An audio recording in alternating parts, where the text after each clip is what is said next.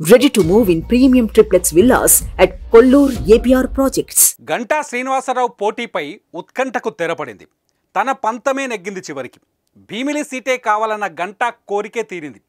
భీమిలి నుంచి పోటీకి గంటా శ్రీనివాసరావుకు ఓకే చెప్పారు చంద్రబాబు. ఇదేమీ అంత ఆషామాషిగా జరగలేదు. శుక్రవారం 2 గంటల పాటు భీమిలిలో IVRS సర్వే నిర్వహించింది టీడీపీ. భీమిలి నియోజకవర్గ వ్యాప్తంగా అందరినీ ఫోన్ ద్వారా సంప్రదించగా గంటాకు అనుకూలంగా సంకేతాలు వచ్చాయట. దీంతో గంటాను భీమిలికి కన్ఫర్మ్ చేసినట్లు తెలుస్తోంది.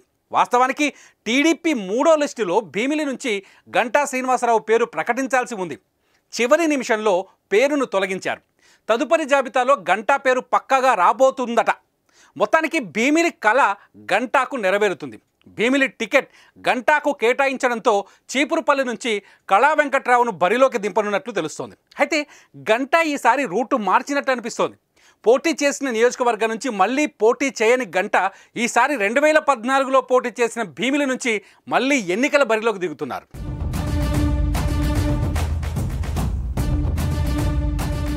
గంటా శ్రీనివాసరావు ఏ పార్టీ నుంచి పోటీ చేసినా, ఏ నియోజకవర్గం నుంచి బరిలోకి దిగినా గెలుపు మాత్రం ఖాయం.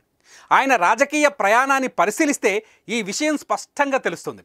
ఒక్కసారి పోటీ చేసిన నియోజకవర్గంలో మళ్ళీ పోటీ చేయని నాయకుడు గంటా.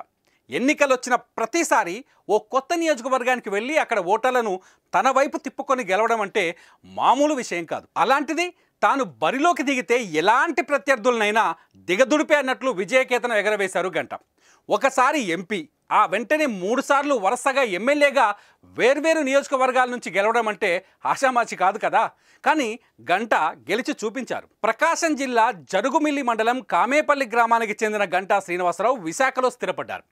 డిగ్రీ పూర్తి చేసి స్థిరాస్తి వ్యాపారంలోకి అడుగుపెట్టారు. వ్యాపారవేత్తగా ఎదిగారు. 1999లో టీడీపీలో చేరి అనకాపల్లి లోక్సభ నియోజకవర్గం నుంచి పోటీ చేశారు. కాంగ్రెస్ అభ్యర్థి గుడివాడ గురునాథరావుపై 58,464 ఓట్ల తేడాతో గెలుపొందారు. ఆ తర్వాత 2004 అసెంబ్లీ ఎన్నికల్లో చోడవరం నుంచి పోటీ చేసి సీనియర్ కాంగ్రెస్ లీడర్ బాలిరెడ్డి సత్యారావుపై 9,601 ఓట్ల తేడాతో విజయకేతనం ఎగురవేశారు. అయితే 2004లో టీడీపీ ప్రభుత్వాన్ని ఏర్పాటు చేయలేకపోయింది. ఆ తర్వాత 2009 ఎన్నికల సమయంలో సినీ నటుడు చిరంజీవి స్థాపించిన ప్రజారాజ్యం పార్టీలో చేరిన గంటా అనకాపల్లి శాసనసభ స్థానం నుంచి పోటీ చేశారు.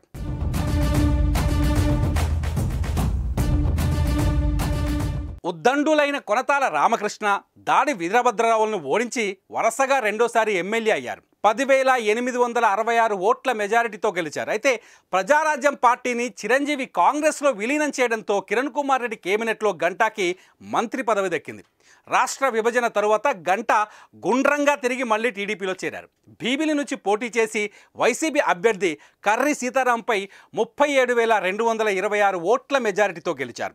చంద్రబాబు క్యాబినెట్లో మానవ వనరుల శాఖ మంత్రిగా బాధ్యతలు చేపట్టారు. 2014 ఎన్నికల్లో భీమిలి నుంచి మంచి మెజారిటీతో గెలిచినా మళ్ళీ ఎన్నికల్లో గంటా తన నియోజకవర్గాన్ని మార్చేశారు. 2019లో విశాఖపట్నం ఉత్తరం నుంచి పోటీ చేసి గెలిచారు. అయితే గంటా అంత సులభంగా ఏమీ గెలవలేదు. వైసీపీకి చెందిన ప్రత్యర్థి కేకే రాజు గంటాకు గట్టి పోటీనే ఇచ్చారు.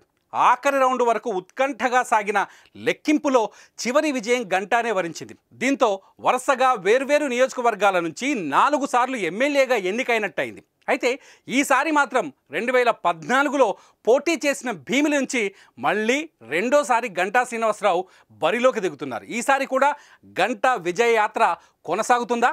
చూద్దాం.